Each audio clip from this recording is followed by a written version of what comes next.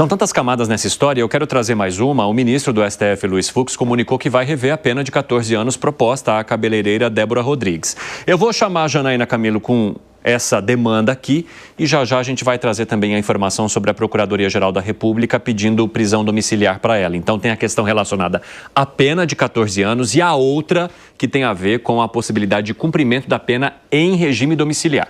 Vamos com a Janaína primeiro então, conta aí pra gente, Jana.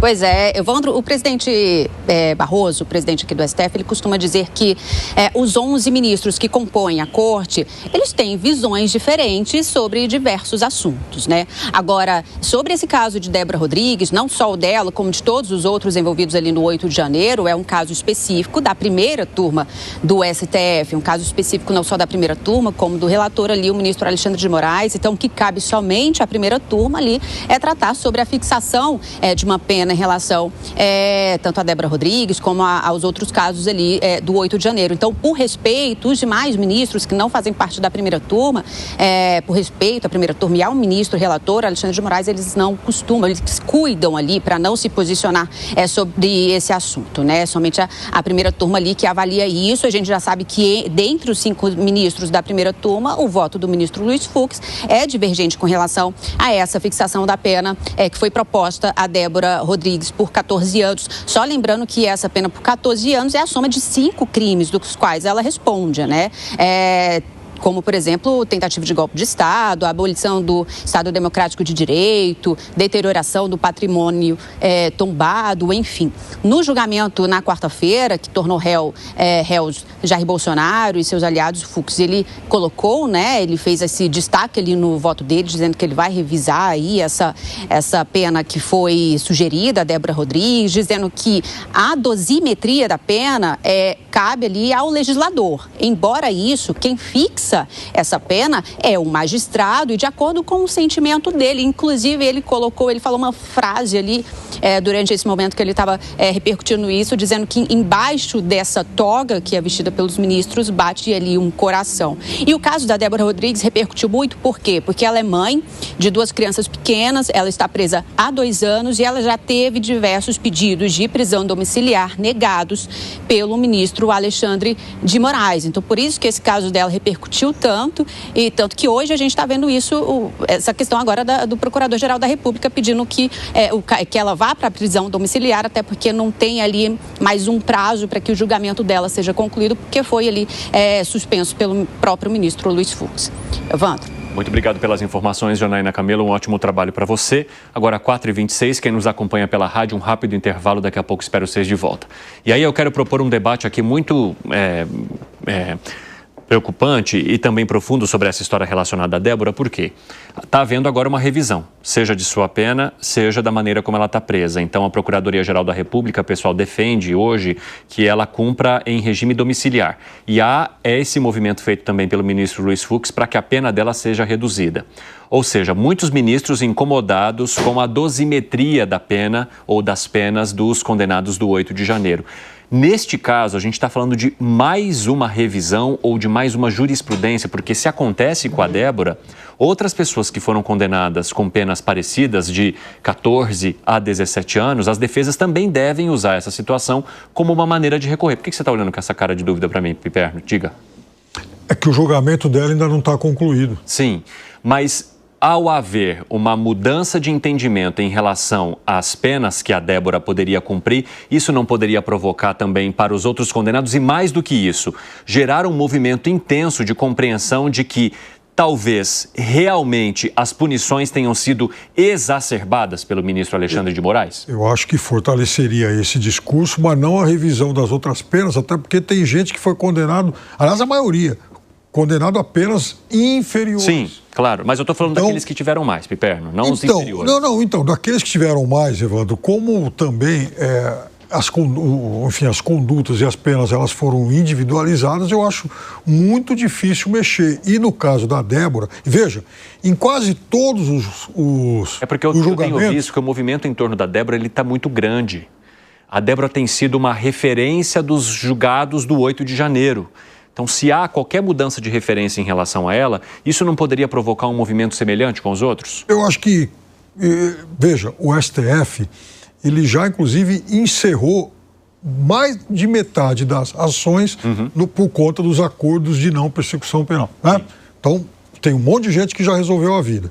Tem lá 400 e pouco que já estão cumprindo e muitos cumprindo penas inferiores às dela. Então, eu não sei como seria possível mexer nas penas desses outros que já foram condenados. E nesse caso, serviços à comunidade, suspensão das redes sociais, várias outras penas que não a prisão. E depois tem uma coisa, mesmo aqueles outros, foram raros os casos, Evandro, em que houve unanimidade entre os ministros da corte. Sim. O ministro Zanin, por exemplo, naquele primeiro julgamento que deu 17 anos lá para o condenado, ele e o ministro Barroso falavam em 10, 11 anos e tal, bem menos, porque eles tinham divergências em relação à dosimetria. E eu acho que essas divergências, elas vão existir em todos os julgamentos. Agora, no caso da Débora, o que pode acontecer, e aí seria a novidade, né, e a gente vai ter que esperar a conclusão do julgamento para ter essa certeza, é que esses dois crimes que supostamente se sobrepõem, talvez eles tivessem uma outra interpretação. Ô Zé, como é que você avalia? O pessoal da rádio está de volta e nós estamos discutindo aqui, né, a possibilidade de Débora cumprir pena agora em regime domiciliar, a pedido ou a defesa da Procuradoria-Geral da República, e também o fato do ministro Luiz Fux defender que haja uma pena menor ou uma revisão de pena para essa mulher que acabou ficando conhecida por pichar a frase "perdeu Mané" ali na estátua do Supremo Tribunal Federal. Fala, Zé. Virou um símbolo, né? Existem dois pontos, assim, nos julgamentos do Supremo, né, que a gente já vai acompanhando e aprendendo que são difíceis de serem entendidos no aspecto geral de julgamento. Eu vi juristas famosos na porta do Supremo, e não é nesse caso, mas lá atrás, dizendo, olha, eu preciso voltar para a faculdade para aprender essa Constituição que esse pessoal está julgando aí, porque realmente é diferente. Começa o seguinte, quem é julgado no Supremo é um processo rápido e sem possibilidade de apelação, só a Deus, porque não tem nada no mundo jurídico superior ao Supremo Tribunal Federal. Por outro lado, o Supremo fica eternamente controlando a situação. Quando eu vi aqui os presos do mensalão, a VEP, Vara de Execuções Penais, do Supremo é o Supremo. O relator do processo fica com o preso na mão. Ele pode até delegar, em alguns casos o Supremo delegou no caso do mensalão, mas delega até certo ponto e a qualquer momento toma a delegação de volta. Então veja bem, o Supremo condena e o Supremo é a vara, o relator é o juiz da Vara de Execuções Penais. Isso não cabe na minha cabeça, que não é uma cabeça jurídica, é uma cabeça de jornalista, e jornalista raiz que lida com o dia a dia dos problemas, né, e das mudanças aqui, jurídicas e políticas. Eu acho estranho.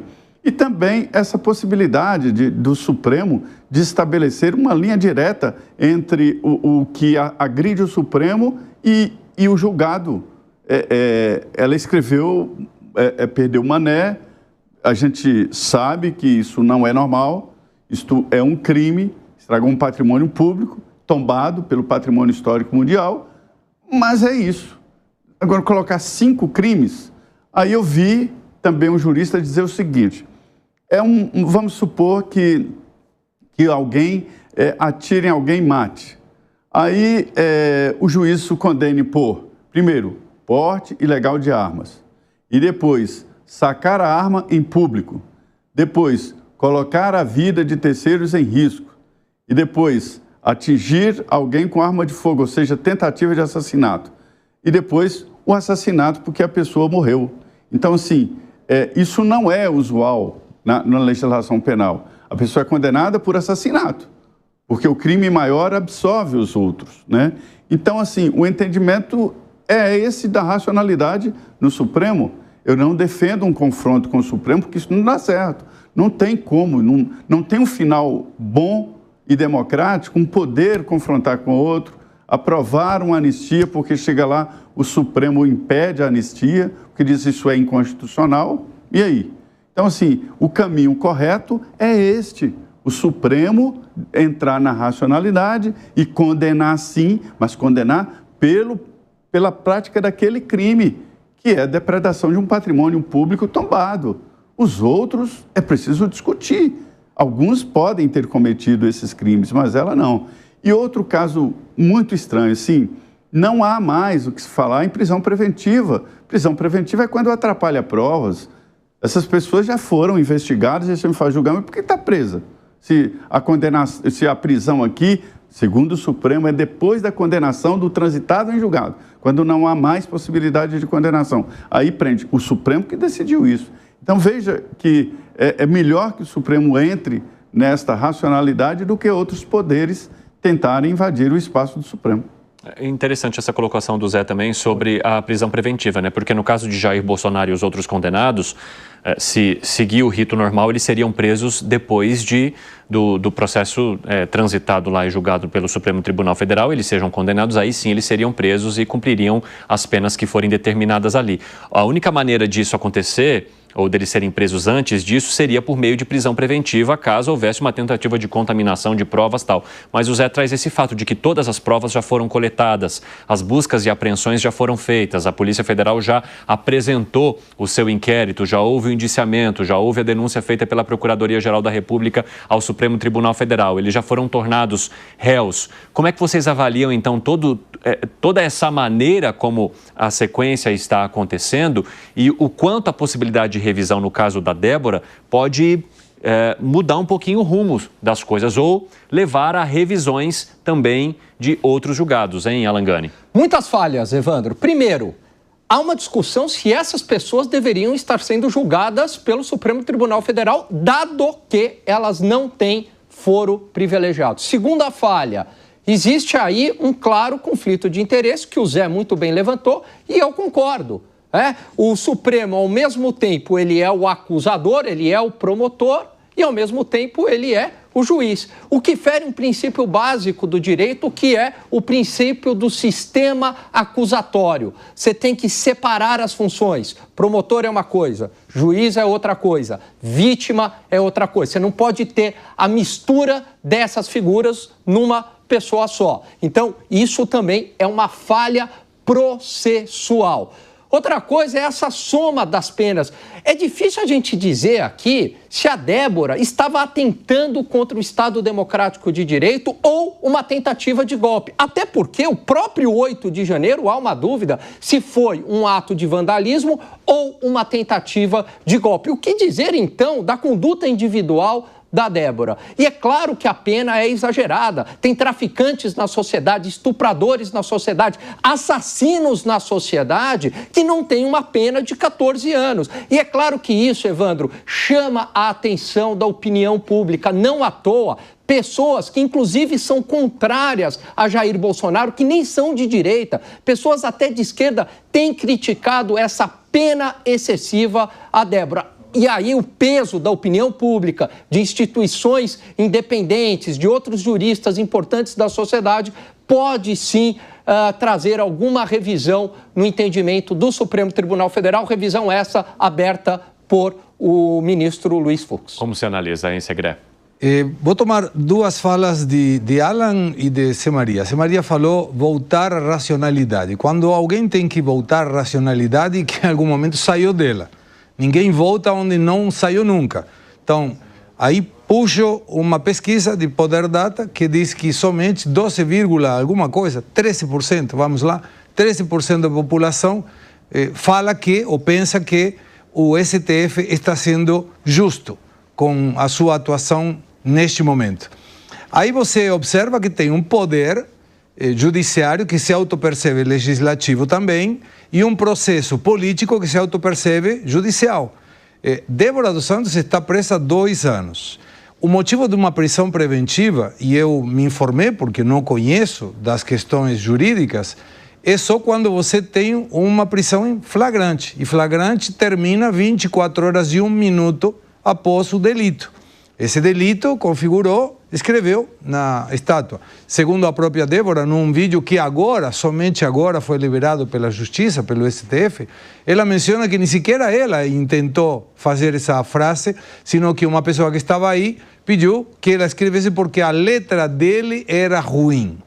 Aí não tem nenhum DNA, não tem nenhuma comprovação que ela ingressou a nenhum dos 3 poderes e seu único delito foi perdeu Mané. Quando a gente observa em algumas fotos desse dia, nós vemos que no vidro que está atrás dessa estátua, então supomos que seja do STF, está a mesma frase, perdeu Mané, no vidro da entrada do STF. Alguma pessoa foi presa por essa situação? Não. Então está sendo um exemplo. Olha o que acontece quando você faz isso. Vai 2 anos de prisão preventiva. E o Código Penal determina que para mães que são mais de filhos menores a 12 anos, deveria ser para a prisão domiciliar. Teve casos de corrupção no Rio de Janeiro, que a mãe foi para a prisão domiciliar. Teve narcotraficantes que foram para a prisão domiciliar porque eram mais de filhos menores a 12 anos. Mas a Débora não. Então, por que não? Qual é o problema de não ser? Tem uma questão aí que é para dar um exemplo. E esse exemplo, através das redes sociais, começou a ficar muito grande. E essa grandeza, talvez, tenha sido o motivo pelo qual a PGR hoje, depois de todo esse agüe das redes sociais, em função de que o ministro Fux disse vamos rever essa pena porque pode ser que seja muito alta, é que sugere a possibilidade de que ela continue na prisão domiciliar. Devemos lembrar que uma notificação, um parecer da PGR, não necessariamente vai ser acatado, deverá ser acatada pelo relator Alexandre de Moraes imediatamente. No caso do Clesson, a PGR recomendava a saída do Clesson da prisão porque corria risco de vida. Passaram 80 dias e o senhor morreu, porque não teve nenhuma determinação judiciária antes disso, mesmo que a PGR se manifestasse. E por último, quando você tem um laudo em que o relator se refere ao relator como ele mesmo, seria como se eu dissesse, esse eminente comentarista, e sou eu que falo de mim mesmo, tem algumas coisas aí que precisam ser clarificadas para a sociedade. Rapidamente, Piperno, arremate, só para a gente poder... É que a prisão preventiva, ela também é aplicada quando o Poder Judiciário identifica que o réu pode danificar provas, né? Ele pode destruir provas e também em casos de risco de fuga. E quando sabe-se, e nesse caso sabe-se que muitas dessas pessoas que estão sendo processadas, algumas até julgadas e tal, fugiram. Você está colocando na prisão pelas dúvidas. Você cerna a liberdade da pessoa pelas dúvidas. A prisão preventiva, ela prevê isso. Tá, então vamos lá. Hoje já terminou a denúncia, Braga Neto já é um réu. Já não tem como ele colocar nenhum problema nas provas. Continua na prisão preventiva. Então, qual é o critério? Porque, provavelmente, o juiz tem um outro entendimento sobre essa questão de ele não poder colocar mais nenhuma prova em risco. Mas você acha que uma mãe de filhos menores vai abandonar os seus filhos para ir a algum lugar? Mas aí que tá o negócio. Tem gente que fugiu que deixou os filhos aqui. Mas aí o próprio Supremo já considerou isso uma antecipação da pena, né?